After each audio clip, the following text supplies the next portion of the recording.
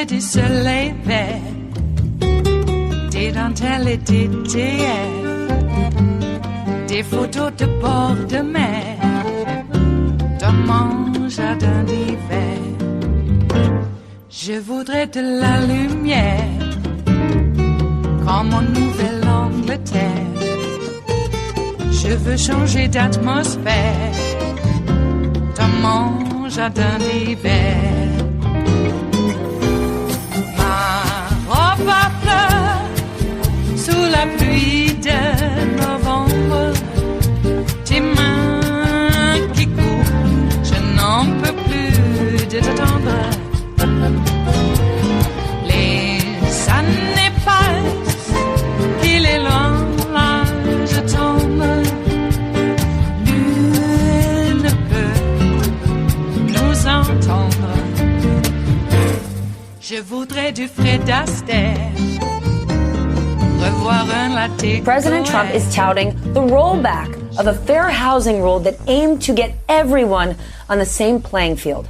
President Trump tweeting this yesterday. I'm happy to inform all of the people living their suburban lifestyle dream that you will no longer be bothered or financially hurt by having low-income housing built in your neighborhood. Your housing prices will go up based on the market and crime will go down. I have rescinded the Obama-Biden AFFH rule. Enjoy. Joining me now is someone who worked on the Fair Housing Program during his time in the Obama administration, former Housing Secretary Julian Castro.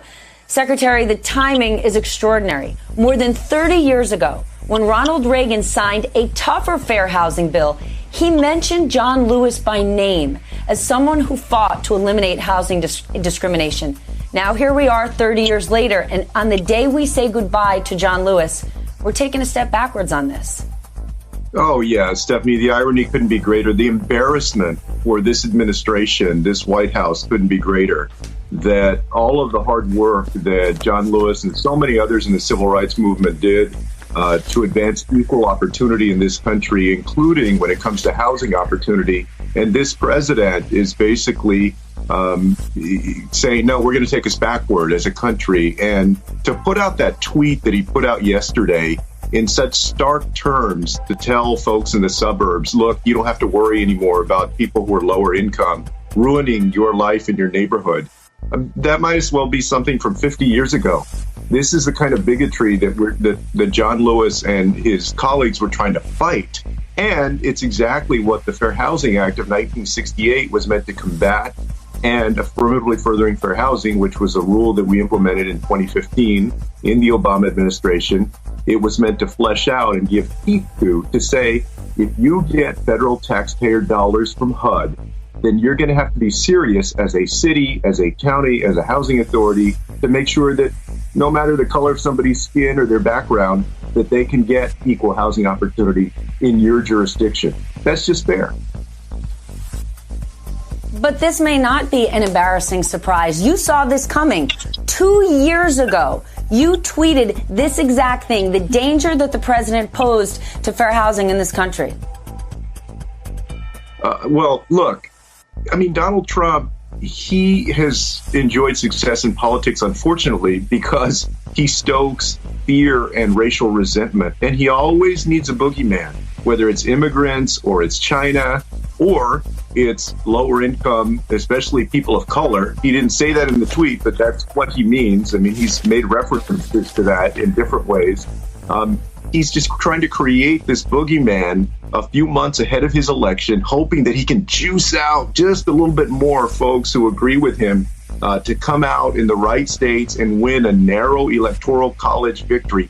And what we have to do, and, you know, taking inspiration from what the late Congressman John Lewis put out today in the New York Times, people need to stand up and they need to fight back against it, beginning by voting in November against this kind of bigotry.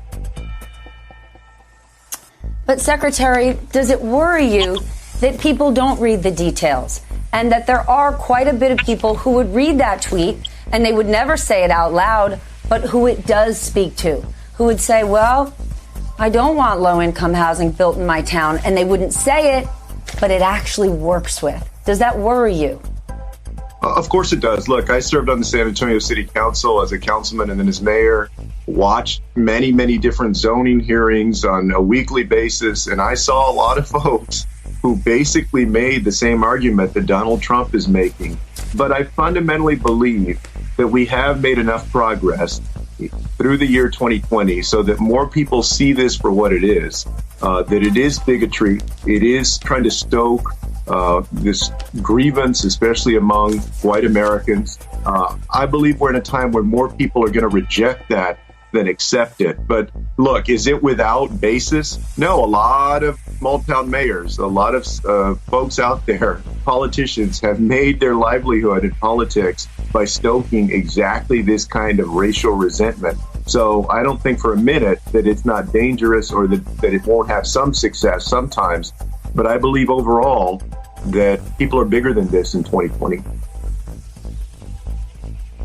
Well, we could hope. We certainly hope so. Before I let you go, I do want to ask you about the election, because you backed Senator Elizabeth Warren when you dropped out of the presidential race.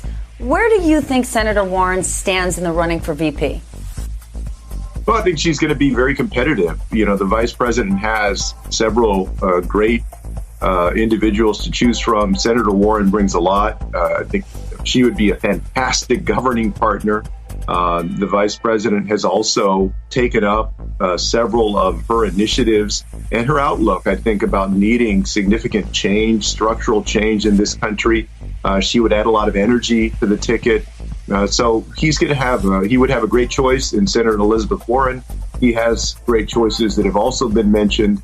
I'm just excited to hear who's going to complete the ticket, because there's a lot of work to do between now and November 3rd. And Joe Biden can certainly, like any nominee at this point, can use a partner to get that work done. It is Friday, the 31st of July of 2020, and you are in West Coast Cookbook and Speakeasy. I am your chef de cuisine, Justice Putnam.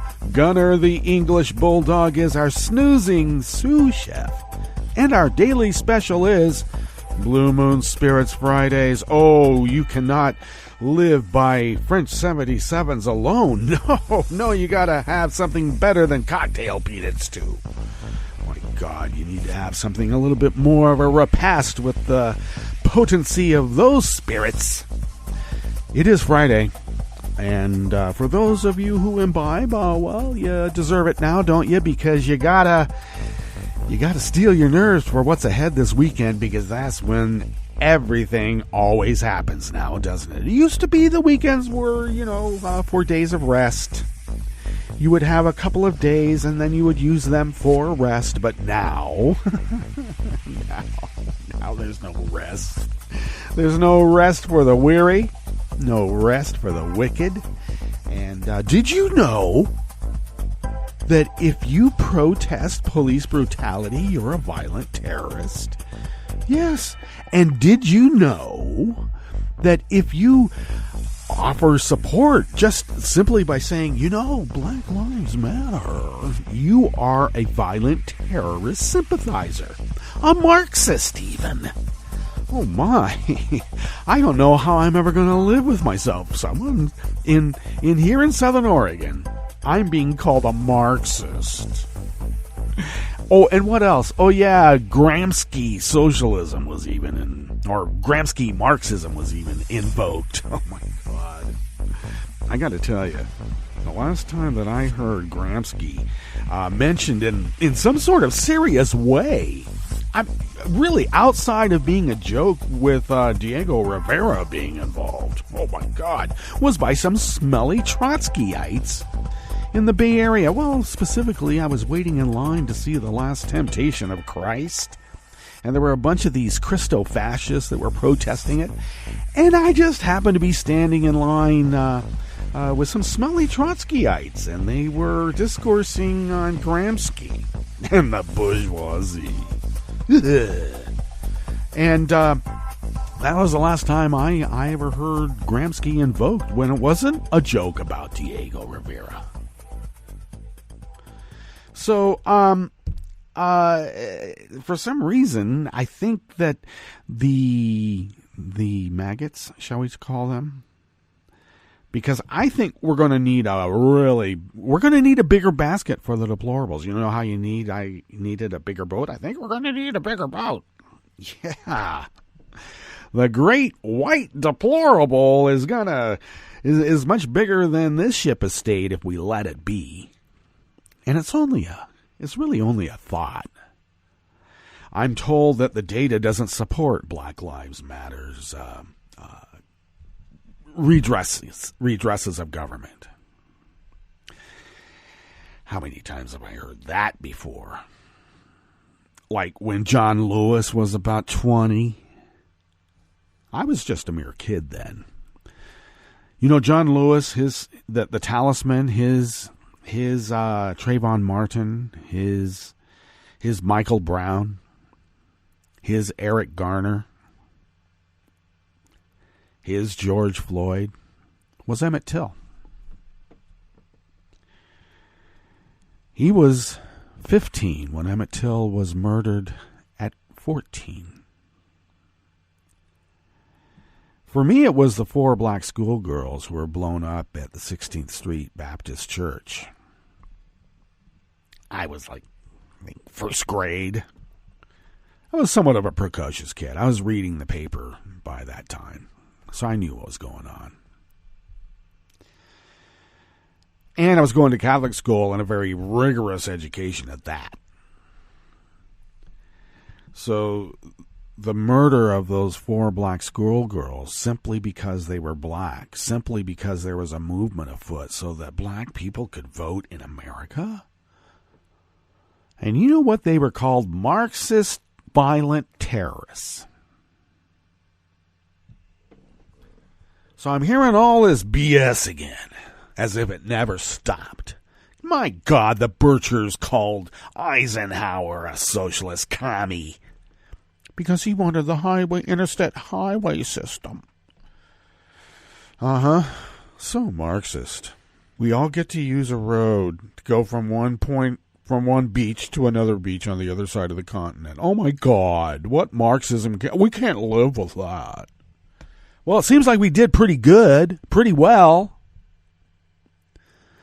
until this idea that's so deplorable, you need a basket so large. And what's weird is that it's really just about what the GDP dropped, 32.9%. 33%. The toxic third is showing up everywhere, even in the GDP. Who ever heard of that? The Great Depression had dropped like around 10%, 11%. We're talking 33%.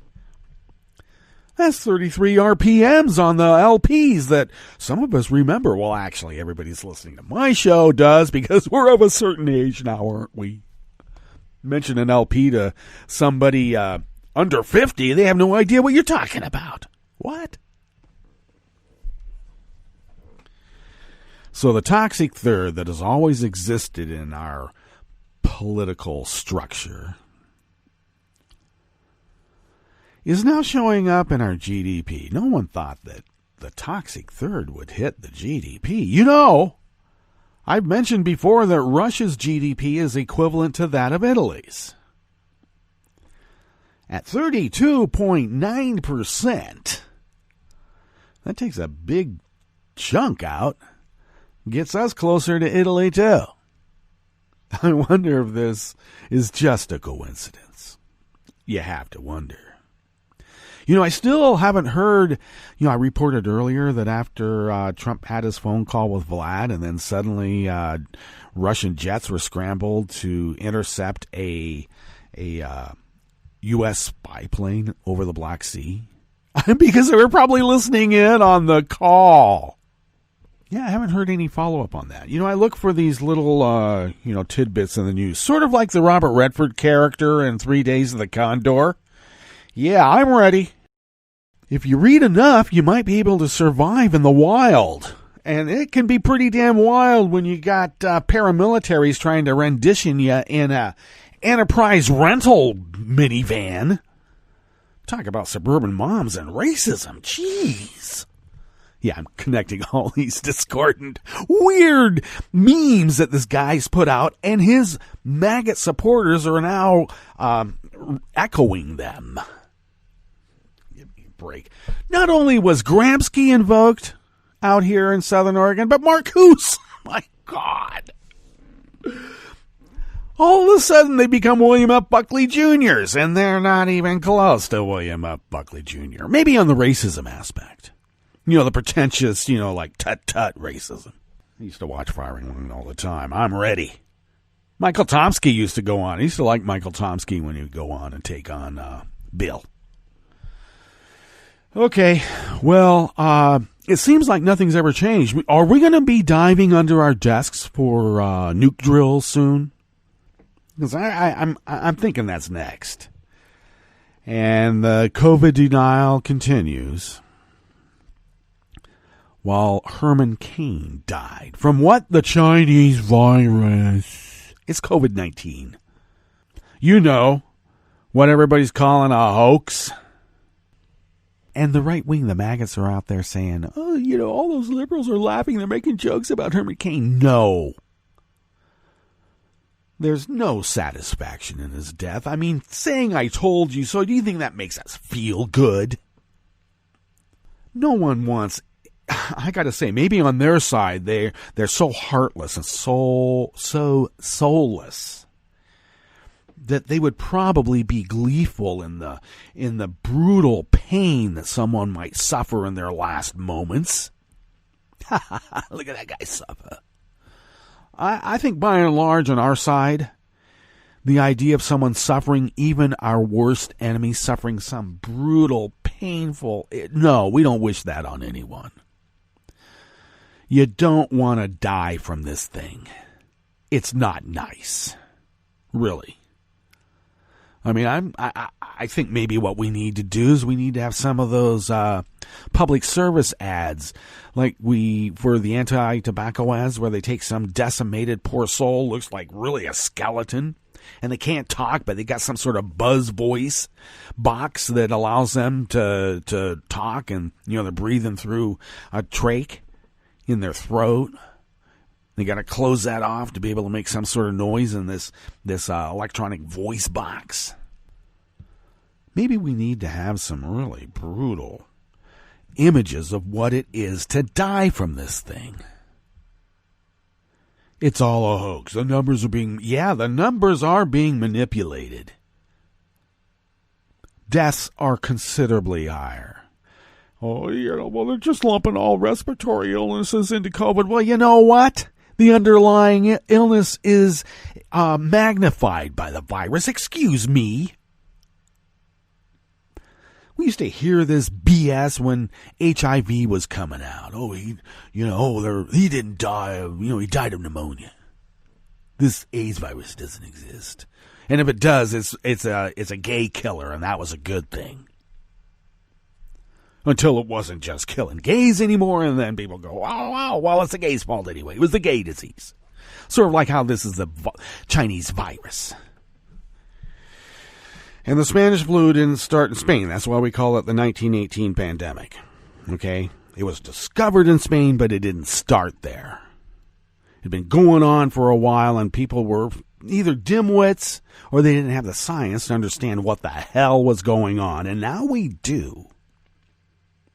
And we have a concerted strategy to make sure that people question established science.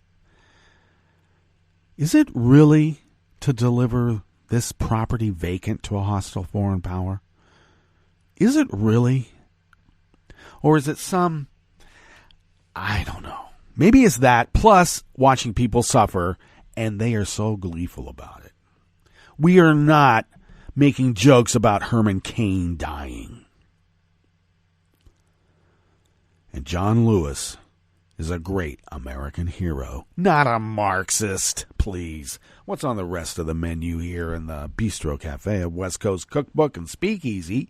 Well, speaking of which, Trump is trying to create a racist boogeyman out of low-income housing in the suburbs.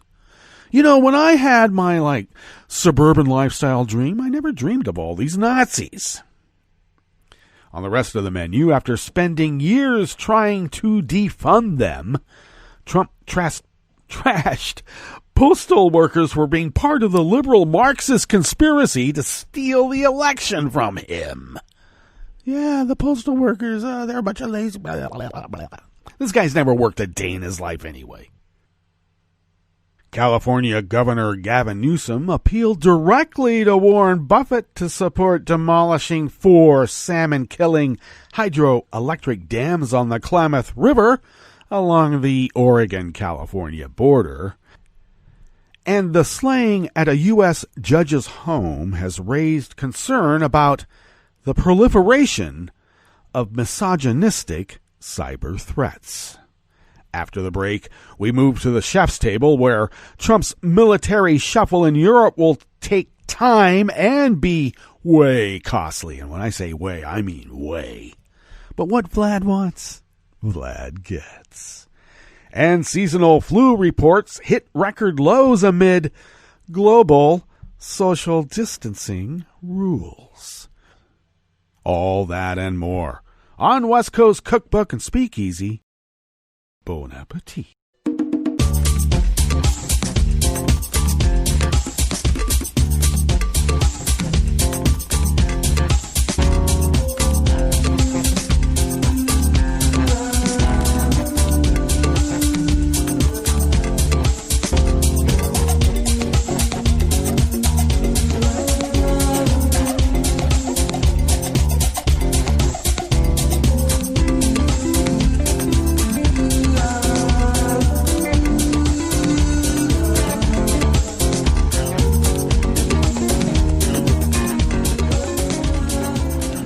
At the bottom of our homepage at netrootsradio.com, to the rightish of the page is our chat room link, monitored by Kelly Lincoln. I should mention that Kelly and Ricky will be attending the virtual, yes, this year it is virtual, Netroots Nation, and it will be in the virtual world, so that's where it is this year. I wonder if they have to hire union help to put up all the drapes and then set out the tables this year, virtually. I wonder. Anyway, things have changed a tad, but it is still Netroots Nation, and there's still lots to report from, and there will be news made. So stay tuned, and we'll have some interviews and other, broadcasting flourishes from Kelly and Ricky this year. So do stay tuned for that. If you would look to the leftish of the page at the bottom of our homepage at netrootsradio.com, you will then notice the link to our Patreon page. And that's where you can become a recurring Patreon of Netroots Radio. Didn't you know? And there have been some who have done that. And you know what they do? They send us, some money. And we pay our bills. Isn't that something? And it's on a recurring basis. And if you would like to help us fulfill our civic duty and stand in resistance, because we're Americans, not terrorists. I know DHS is calling us adversaries and violent terrorists, and they gotta do some sort of intel on reporters and people in media, because you never know, they might be a terrorist. When you have Proud Boys with guns. Yeah, I don't know. Microphones, guns. What's more powerful? Well, apparently the people in the paramilitary teenage mutant ninja suits think so. And that's all that matters now, doesn't it? Anyway, if you could afford to send us the cost of an espresso-type coffee drink once a month, we're able to stretch those dollars. And once again, we pay our bills. And for the most part, we fly under the radar. For the most part. But we are still able to fulfill our civic duty as Resistance Radio because of your generosity. And fulfilling that civic duty was the original intent of the founders so many, many years ago. If you would like to follow Netroots Radio on Twitter, do so at Netroots Radio. Tom takes care of that and so much more. Thank you, Tom. I, of course, take care of at Justice Putnam. If you wanted to follow me there on Twitter, I post the show notes and links diary on Daily Coz about 10 minutes before showtime and then get that linked up on social media. And once again, just as a reminder, the show notes and links are a very integral part to this whole multimedia show here. We're a salon, and we might go off. But, there's some actual factual reportage. And that way you can weigh out the humor with the facts.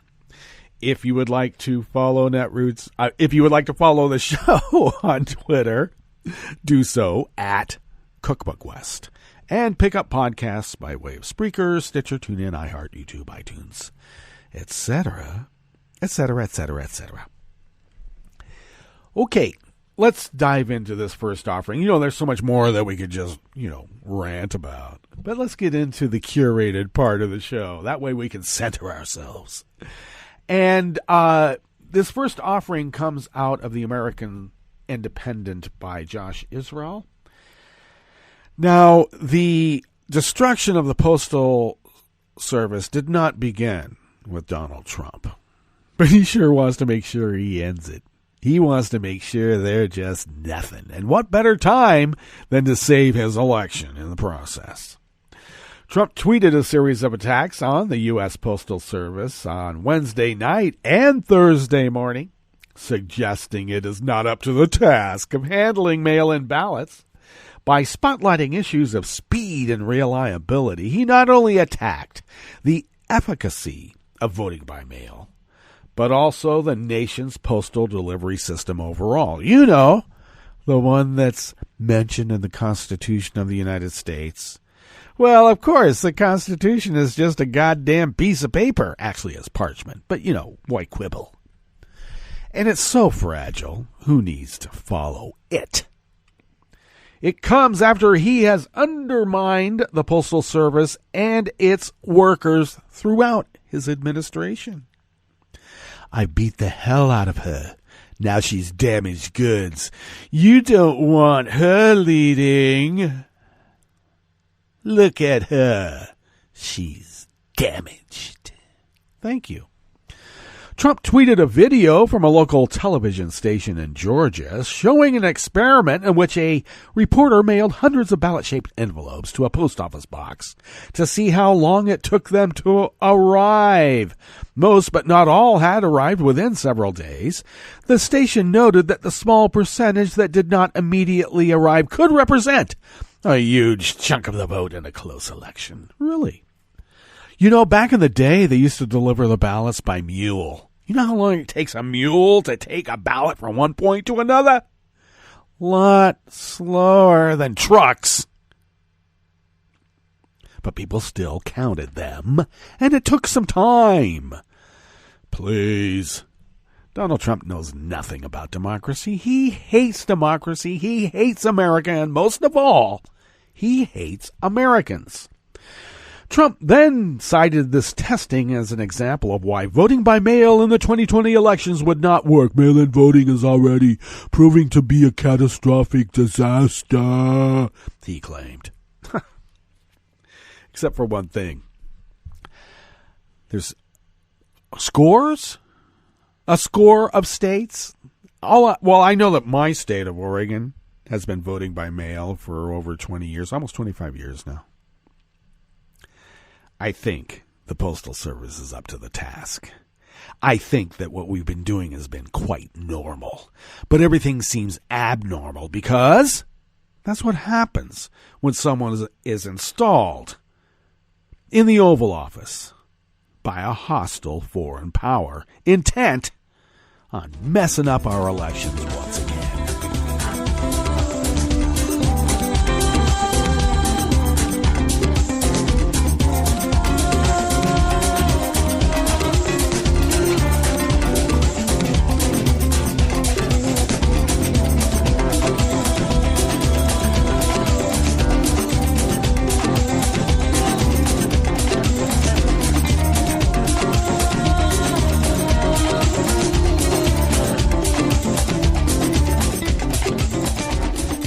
Robert Jablin of the Associated Press brings us this next offering here in the Bistro Cafe of West Coast Cookbook and Speakeasy Blue Moon Spirits Fridays, because we are all Nighthawks in the Diner of Life.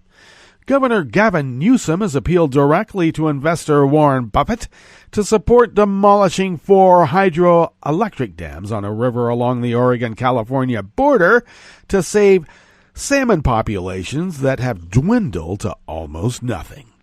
Newsom sent a letter to Buffett urging him to block the Klamath River project, which would be the largest dam removal in U.S. history. The dams are owned by Pacific Corp, an Oregon-based utility that is part of Buffett's Berkshire Hathaway Inc. conglomerate. The $450 million project would reshape California's second-largest river and empty giant reservoirs. It could also revive plummeting salmon populations by reopening hundreds of miles of potential habitat that has been blocked for more than a century. Yeah, but how does it help a human? That's all that matters. That could bring relief to a half a dozen Native American tribes. No, not those humans. We can't help those.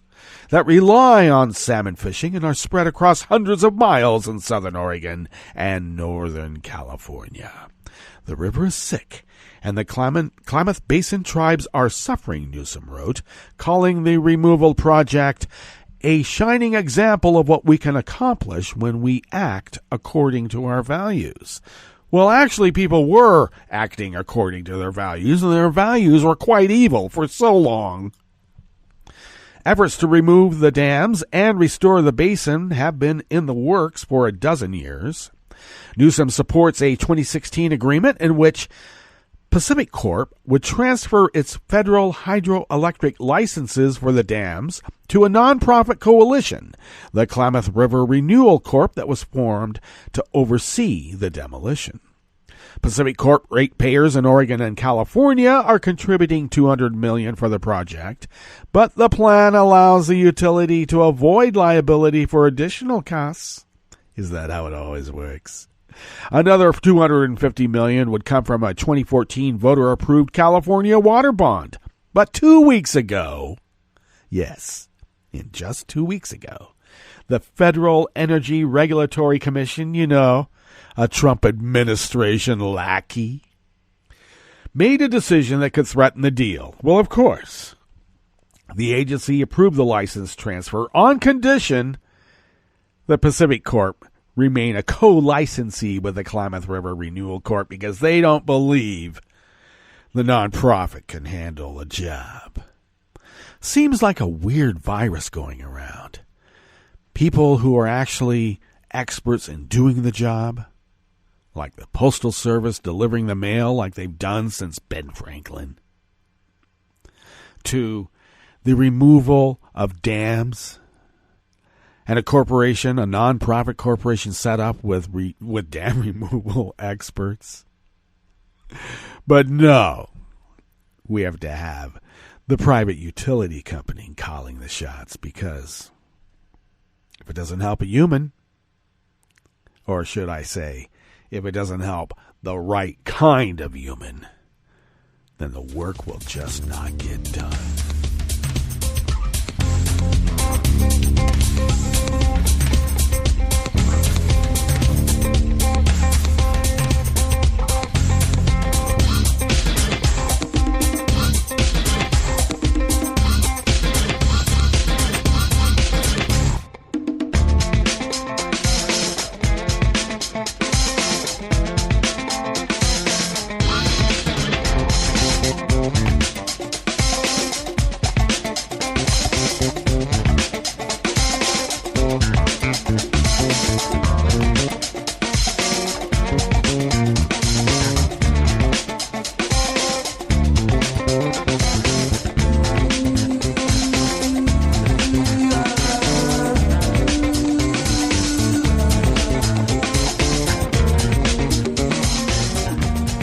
Mary Claire Dale of the AP brings us this final offering here in the Bistro Cafe of West Coast Cookbook and Speakeasy. In 2005, U.S. District Judge Joan Lefkoe returned from work to find her husband and mother shot dead in the basement of her Chicago home.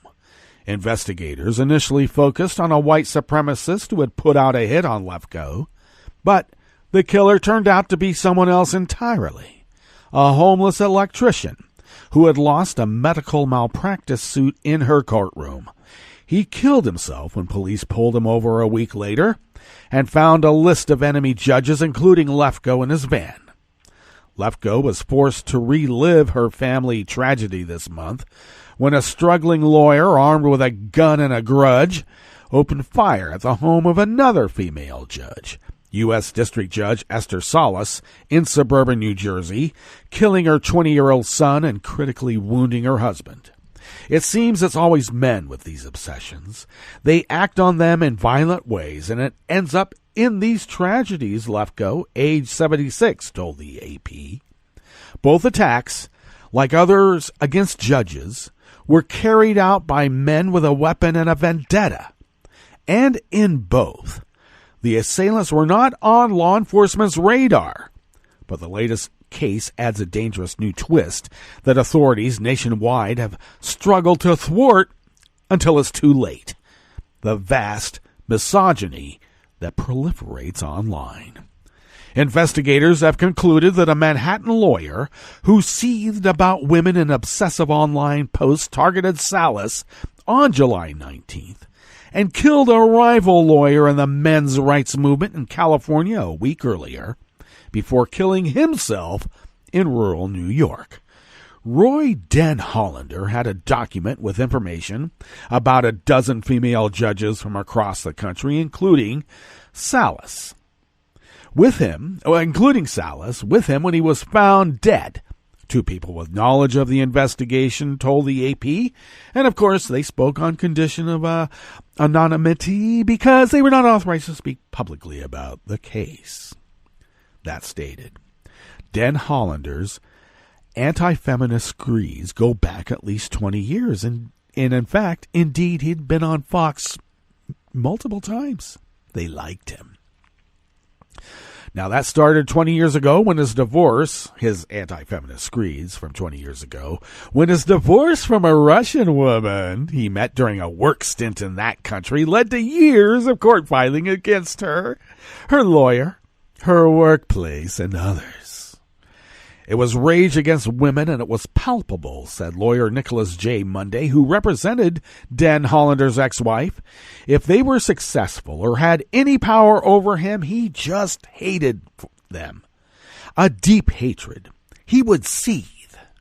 In the years since, the 72-year-old spewed vitriol and sometimes violent imagery about women on his website, deriding his late mother, his ex-wife, friends from childhood, and feminazi judges in a nearly 2,000-page rant.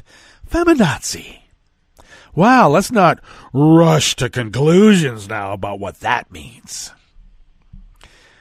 The obsessive, unfiltered post, discovered only after a shooting rampage, alarmed those who believe law enforcement must do more to flag the dangerous combination of misogyny, guns, and online abuse.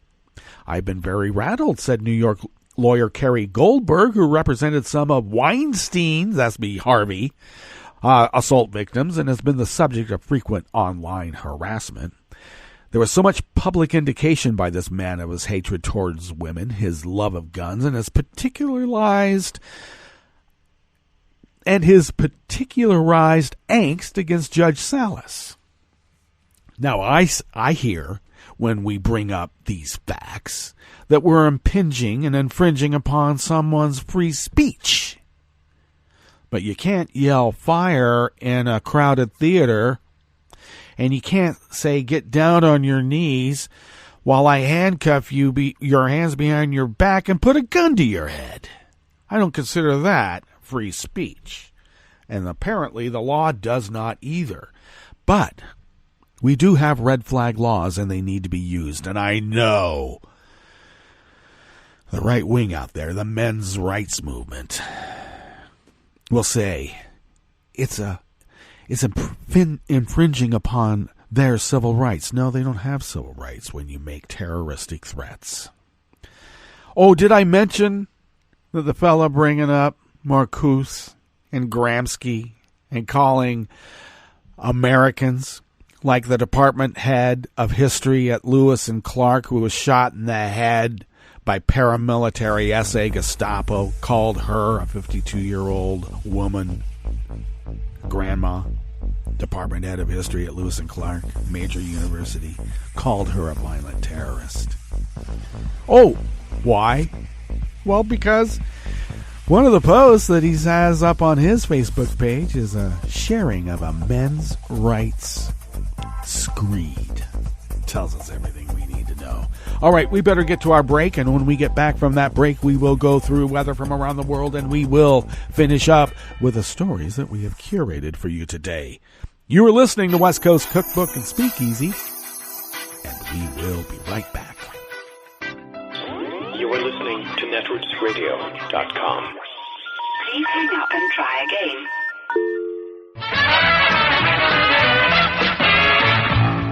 From a point at sea to the circles of your mind, a new force is at work for planetary transformation.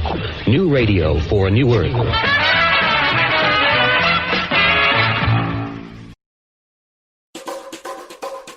Hi, I'm Scientific American Assistant News Editor Sarah Lewin Fraser, and here's a short piece from the July 2020 issue of the magazine, in the section called Advances, Dispatches from the Frontiers of Science, Technology, and Medicine. The article is titled Quick Hits, and it's a rundown of some non-coronavirus stories from around the globe. From Turks and Caicos Islands, analysis of anole lizards collected before and after Hurricanes Irma and Maria in 2017, and 18 months later, revealed that the surviving lizards and their descendants had larger and therefore grippier toe pads. The team examined lizard photographs from natural history collections and 70 years of hurricane data to confirm the trend. From Italy, sediment samples drawn from the Tyrrhenian Sea revealed hotspots with up to 1.9 million microplastic particles per square meter, the highest concentration ever recorded on the seafloor. Most of this pollution comes from wastewater and sewage systems, researchers say. From Antarctica, paleontologists found a fossilized 40-million-year-old frog on Seymour Island, near the tip of the Antarctic Peninsula. The frog is related to modern ones living in temperate, humid conditions in the Chilean Andes. From Iraq, researchers probing the Turkish state archives found the earliest known record of a meteorite causing a death.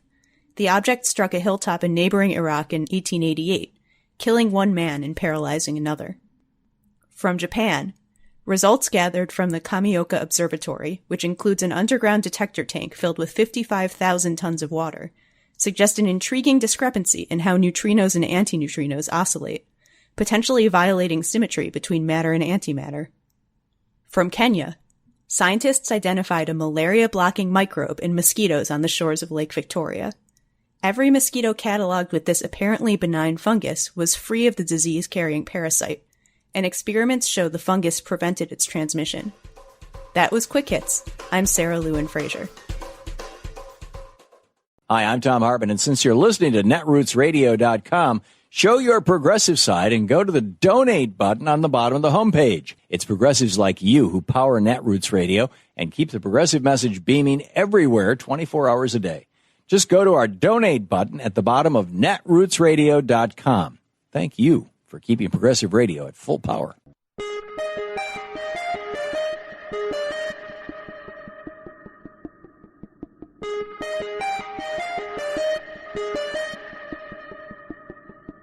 I'm Rick Smith, and this is Labor History in 2. On this day in labor history, the year was 1970. That was the day that the NFL Players Association went out on strike. The American Football League and the National Football League officially merged that year. Each league had their own Players Association. With the league merger, they joined forces into one union. The players elected John Mackey, a tight end with the Baltimore Colts, their first president. Frustrated by pay and lack of control over their careers, the players voted to strike. The strike lasted for 2 days. The owners threatened to cancel the season. The NFL used its powerful PR machine to vilify the players in the press. They characterized the players as greedy and stoked fan anger over the walkout. The two sides met again at the bargaining table and reached a collective bargaining agreement. The agreement covered 4 years. The players won improvements to their pensions and dental care. They also secured the right to have agent representation for the first time.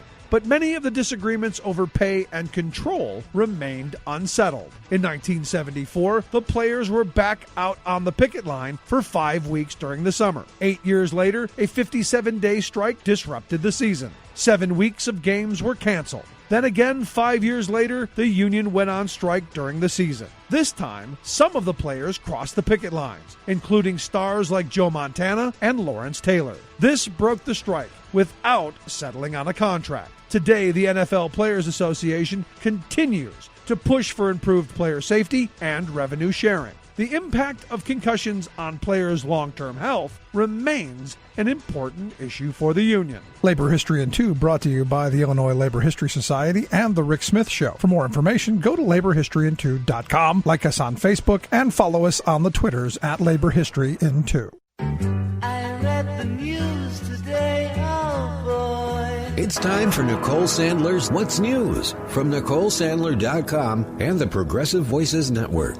Donald Trump's flash of fascism on Thursday, in which he suggested the possibility of delaying the 2020 presidential election due to the coronavirus pandemic, was roundly excoriated by allies and opponents alike. And on Friday morning, the usually Trump-supportive Wall Street Journal editorial page made its position clear from the very first words. Quote, delaying the November 3rd elections is a dreadful idea. Only an act of Congress can change the date, established in 1845, and there is no chance it will do so now. Lincoln ran for re-election amid the destruction and displacement of the Civil War. The editorial then goes on to raise several concerns about the country's ability to conduct an election during a pandemic when so many more people will be trying to vote by mail, and when it's unlikely that the results of the election will be known on the same day that it occurs. They continued, quote, this is not to suggest that the November election will be rigged, as Mr. Trump asserts. If he believes that, he should reconsider his participation and let someone run who isn't looking for an excuse to blame for defeat. Wow. Many of us believe that Trump's outrageous suggestion was merely another ploy to distract the media from the big economic news of the day, that the U.S. economy crashed by a record-shattering 32.9% annual rate last quarter, the biggest drop ever recorded in history. The distraction ploy might have succeeded slightly, but the front pages of the Friday New York Times and Washington Post both feature huge bikini charts showing, by far, the biggest GDP drop in history. From the Here We Go Again files, St. Louis County's top prosecutor announced on Thursday that they will not charge the former police officer who fatally shot Michael Brown. A bad decision that could rip open old wounds amid a renewed and intense national reckoning about racial injustice and police brutality against people of color. It's been nearly 6 years since a grand jury declined to indict Darren Wilson, the white cop who shot Brown, a black 18-year-old. Civil rights leaders and Brown's mother had urged Wesley Bell, the county's first black prosecutor, to reopen the case after he took office in January 2019. Meanwhile, in Portland, amid reports that the DHS was removing its mercenary force from the downtown area, Oregon police have now taken over protecting a federal courthouse in the city that's been a target of protests for more than 2 months. Reportedly, having state and local officers step up their presence was part of a deal between the Democratic governor of Oregon and the Trump administration that aimed to draw down the number of U.S. agents during nightly confrontations. But the unidentified alleged federal law enforcement agents have not left Portland. They're still there, waiting to pounce, to agitate peaceful protesters. And their reach is expanding. Activists say they're preparing to greet federal agents coming to Albuquerque, New Mexico, with civil disobedience and peaceful protests. Members of a coalition organized by the Albuquerque Center for Peace and Justice vowed to resist any Portland-style occupation of the city and any efforts to increase aggressive policing. Over on Capitol Hill, it's the return of Dr. Anthony Fauci on Friday, who's testifying before the House Select Subcommittee on the coronavirus crisis. Joining him, a CDC head, Dr. Robert Redfield, and Health and Human Services testing czar, Admiral Brett Giroir. Fauci plans to reiterate that there's no end in sight to the coronavirus pandemic, saying, quote, while it remains unclear how long the pandemic will last, COVID-19 activity will likely continue for some time. At a time when early progress seems to have been lost and uncertainty clouds the nation's path forward, Fauci is calling on lawmakers and all other Americans to go back to public health basics, such as social distancing and wearing masks.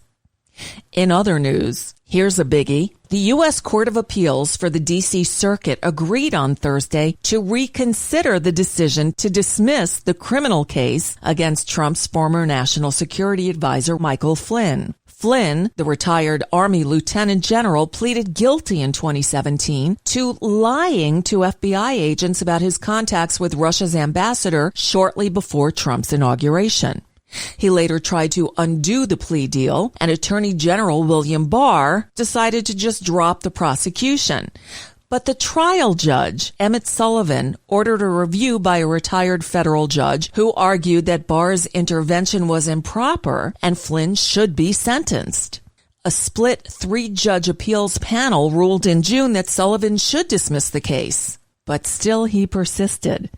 And the full appeals court vacated that ruling, and the full appeals court will rehear the case, as it should.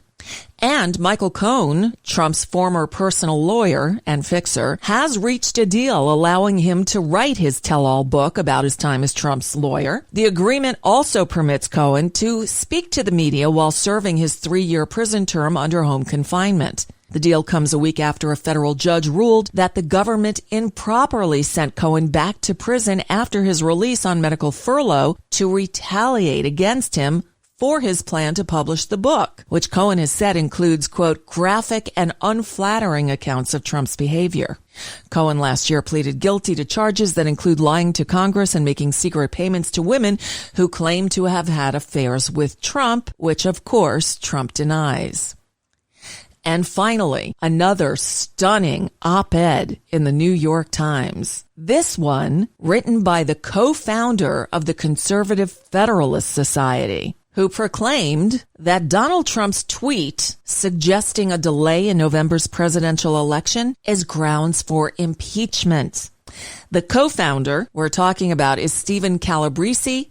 He is a Northwestern University law professor who has defended Trump numerous times in the past few years.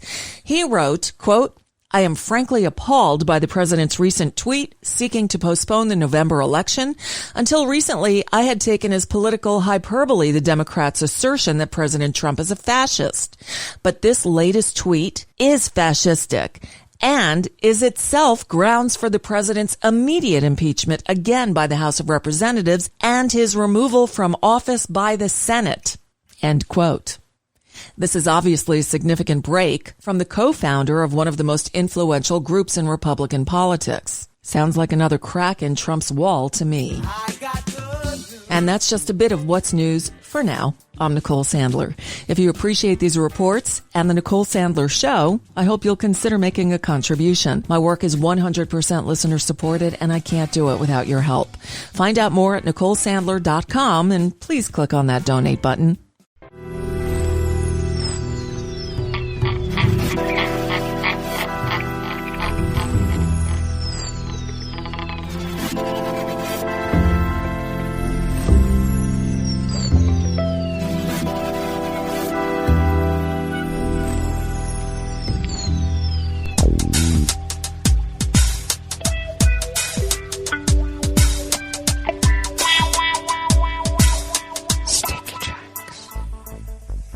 Thank you for accompanying us here to the Chef's Table at West Coast Cookbook and Speakeasy Blue Moon Spirits Fridays. You know, we always begin weather from around the world along the banks of the Rogue River and the Rogue River Valley of Southern Oregon on the west coast of the continental United States, but we will abbreviate that We're going to be in the mid to upper 90s today, mostly sunny. Air quality should be fairly good. Confirmed coronavirus cases in Jackson County of Southern Oregon have now increased to 335. A market increase, and that is not good. We're going to dive right into weather from around the world, and weather from around the world is brought to you by people's personal weather stations that they purchased. These people planted these purchased personal weather stations somewhere on their property, and these people positively live around the world. London is 96 and sunny. Paris is 94 and partly cloudy. Rome is 98 and sunny. Kyiv is 75 and fair. Kabul is 85 and partly cloudy. Hong Kong is 80 degrees and cloudy. Tokyo is 76 and mostly cloudy. Sydney, Australia is 54 degrees and clear. San Francisco, California is 55 and cloudy. And New York is 75 degrees Fahrenheit and cloudy. And that is weather from around the world, brought to you by people's personal weather stations that they purchased. These people planted these purchased personal weather stations somewhere on their property. And these people positively live around the world.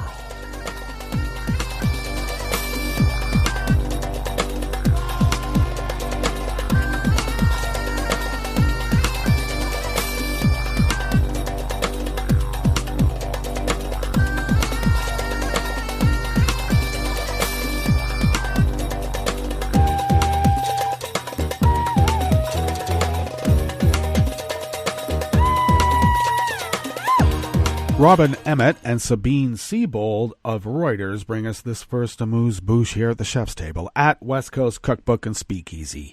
The United States will take years to move its main military command in Europe from Germany to NATO headquarters in Belgium. And updating facilities will be costly, 3 former senior officials said. Despite concerns that the move announced on Wednesday is politically motivated, they told Reuters that streamlining and rationalizing the U.S. military presence in Europe made some strategic sense, to Vlad. Under a plan to reduce U.S. troop numbers in Germany, Trump has instructed the U.S. European Command to be removed from Stuttgart to Mons near Brussels. Mons is where NATO has its supreme headquarters. Allied powers in Europe, known as SHAPE, the Defense Alliance's top military command. This is not picking up your tent and moving to a different campground, said retired U.S. General Ben Hodges.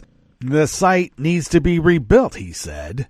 NATO's new headquarters, which alliance officials moved into in 2018, took 2 decades of planning and construction, and delays cost more than $1 billion.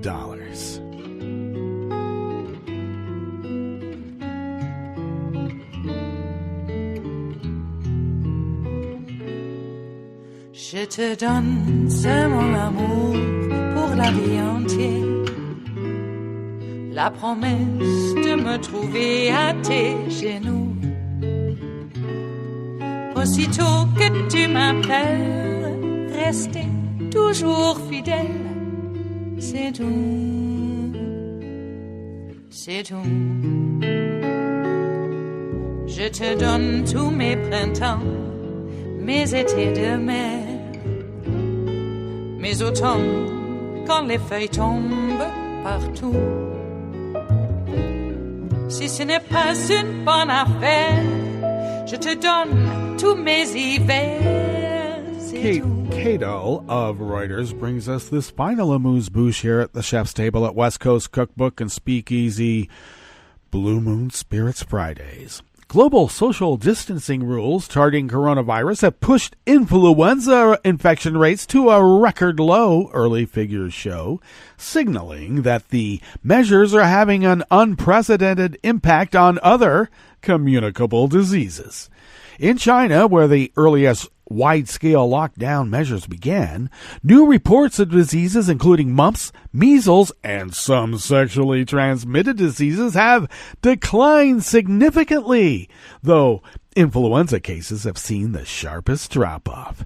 Infection rates reported monthly by the county's health ministry have dropped by over 90% since the beginning of the lockdown. Canada's flu surveillance system also reported exceptionally low levels of influenza in a recent report, as did other countries that report weekly flu surveillance statistics, including the UK and Australia. Well, that brings us to the end of our broadcast period for the day and the week.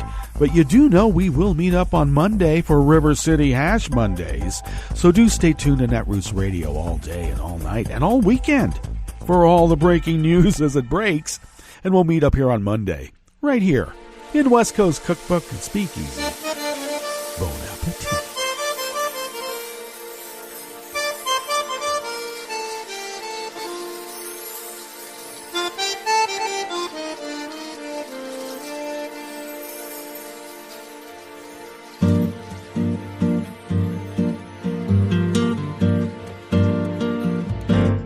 Je voudrais du soleil vert, des dentelles et des théâtres, des photos de bord de mer, dans mon jardin d'hiver.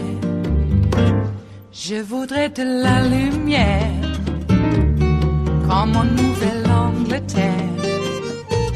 Je veux changer d'atmosphère, dans mon jardin d'hiver.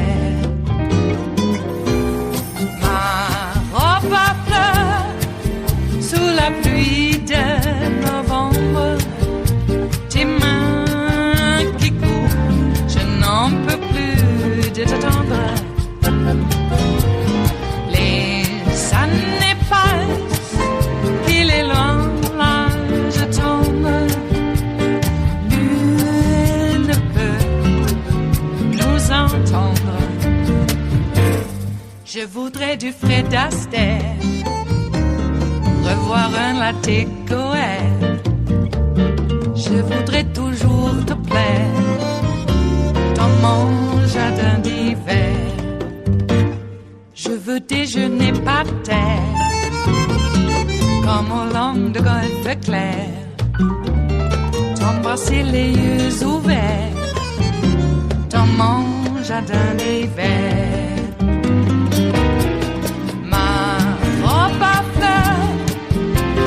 Pluie de novembre, tes mains qui courent, je n'en peux plus de t'attendre.